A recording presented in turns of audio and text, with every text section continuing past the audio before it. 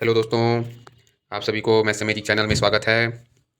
तो आज हम लोग इस वीडियो में देखने वाले हैं दोस्तों कि मैं अभी तक कुछ नहीं पढ़ा, तो क्या हम अभी से पढ़कर अच्छे नंबर ला सकते हैं? तो बच्चे क्या करते हैं, है ना? जैसे-जैसे एग्ज़ाम आता है तो पढ़ना चालू करते हैं और उससे पहले कभी गेम, कभी और कुछ कार्य, कभी क्रिकेट खेलना, कभी पबजी खेलना, इसमें मन लगाए रहते हैं, है ना? इधर-उधर घूमना, अपने दोस्तों के साथ पार्टी करना, लेकिन बच्चे पढ़ाई को नहीं सोचते। जैसे ही एग्ज़ाम आता है तो पढ़ाई में मन लगाते हैं। तो वही चीज़ को अपने को अभी पढ़ाई में मन लगाने के लिए इस वीडियो को बनाया गया है दोस्तों, ध्यान से देखें, जिसमें हम अच्छा नंबर और अच्छा परसेंट 2 महीना में कवर कर सकते हैं दोस्तों। तो है ना? जैसे कि हम सोचे होंगे कि हम 80% लाएँगे, 90% लाएँगे, तो हम पढ़े नहीं हैं, तो कैसे लाएँगे दोस्तों? लेकिन यदि आप इस वीडियो को देखेंगे तो आप लोग बिल्कुल 99% आप लोग को वादा है कि आप 90% प्लस ला सकते हैं, लेकिन आप नियम का पूर्ण रूप से पालन करेंगे तो दोस्तों। ठीक है? आप लोग को अच्छे नंबर लाने के लिए हमको मेहनत करना पड़ेगा, अधिक से अधिक इम्पोर्टेंट क्वेश्चन को हल करना पड़ेगा, उसको सवाल को याद करना पड़ेगा, है ना? जो नहीं बनता है कठिन सरल, उसको भी अपने को रट्टा मार के एग्ज़ाम में अपने को अच्छा नंबर लाने के लिए तैयारी करना पड़ेगा। ठीक है दोस्तों? तो यह जो वीडियो है क्लास 10th और 12th दोनों के लिए है। पूरा फ़ोकस इस 2 जो मतलब 2 बिंदु के, है ना? एक बिंदु के अपने 5 ट्रिक, है ना? और दूसरा बिंदु के 5 ट्रिक, तो टोटल 10 ट्रिक अपने को बिल्कुल अपनाना है दोस्तों, जिसमें हम 90% लाने के लिए इसको पूरा नियम का पालन करेंगे, तब हमारा अच्छा परसेंट आएगा दोस्तों।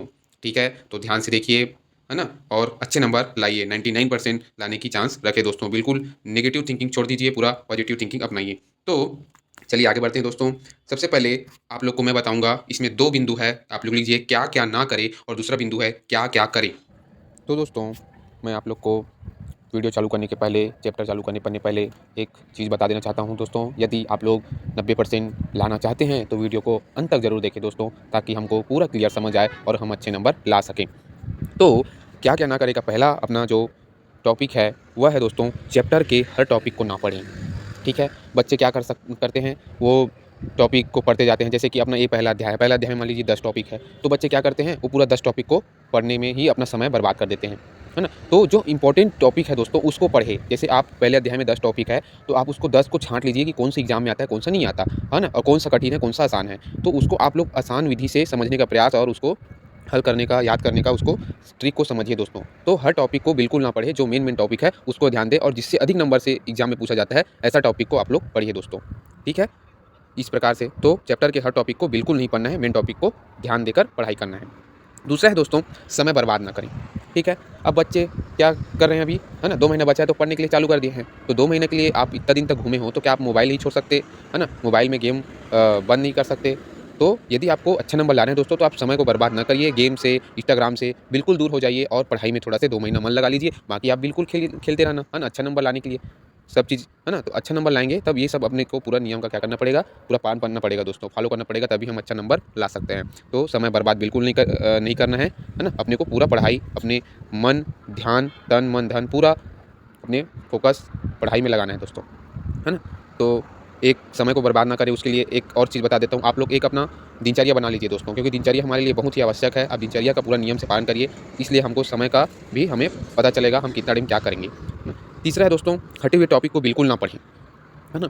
तो बच्चे क्या कर सकते हैं, सिलेबस तो देखे नहीं है, तो पढ़ते जा रहे हैं, लेकिन कौन सा आएगा ये आपको पता ही नहीं है। इसलिए आप सिलेबस देखिए और जो हट गया है उसको आप बिल्कुल मत पढ़िए, क्योंकि वो एग्ज़ाम में पूछा नहीं जाएगा, है ना? जो एग्ज़ाम में पूछा जाएगा उसको पढ़िए दोस्तों। तो हटे हुए टॉपिक को बिल्कुल ना पढ़ें, आप सिलेबस एक बार मिलाइए और सिलेबस से देखिए कि कौन-सा टॉपिक एग्ज़ाम में मतलब कि अपना जो परीक्षा में आने वाला है और कौन-सा टॉपिक नहीं आने वाला है। ठीक है? तो उसको पहले मिला लीजिए दोस्तों, तो जो आने वाला है उसको पढ़िए और जो नहीं आने वाला है उसको बाईपास कर दीजिए। ठीक है? तो ये तीसरा हो गया। चौथा है दोस्तों, कठिन चैप्टर पढ़े पहले ना पढ़ें। ठीक है? कठिन चैप्टर पढ़े, है ना? लेकिन पहले ना पढ़ें। अब चैप्टर कठिन चैप्टर हो चाहे सरल चैप्टर, उसको तो पढ़ना है, लेकिन कठिन चैप्टर अपने को पढ़ना है, लेकिन पहले नहीं पढ़ना है। जो आसान चैप्टर है उसको आप लोग पहले पढ़िए, उसके बाद में कठिन चैप्टर को ध्यान दीजिए, क्योंकि है ना, कठिन से हम आसान की ओर नहीं जा सकते, लेकिन आसान से हम कठिन की ओर जा सकते हैं। है ना? कठिन ही हमारा समय बर्बाद कर देगा, तो हम आसान को कब देखेंगे? है ना? तो इस प्रकार से आप आसान से कठिन की ओर जाइए दोस्तों।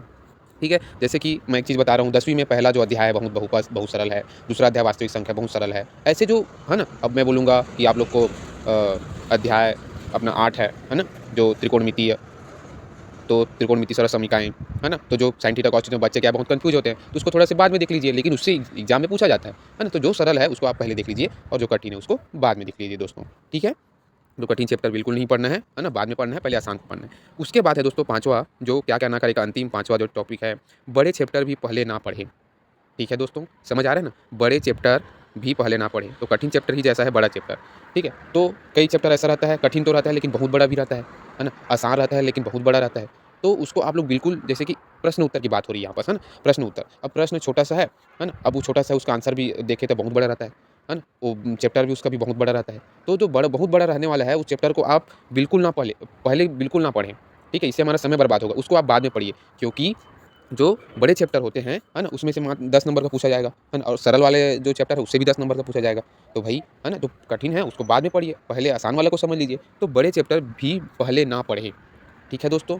तो हमको क्या-क्या ना करें का जो बिंदु का जो 5 जो ट्रिक है, अपना टॉपिक है, उसको आप लोग बिल्कुल मन में लगा लिए दोस्तों कि हमको क्या-क्या नहीं करना है, ठीक है? चैप्टर के टॉपिक को नहीं पढ़ना है, समय बर्बाद नहीं करना है, हटे हुए टॉपिक को बिल्कुल नहीं पढ़ना है, कठिन चैप्टर पढ़े लेकिन पहले ना पढ़े और बड़े चैप्टर भी पहले ना पढ़े, ठीक है दोस्तों?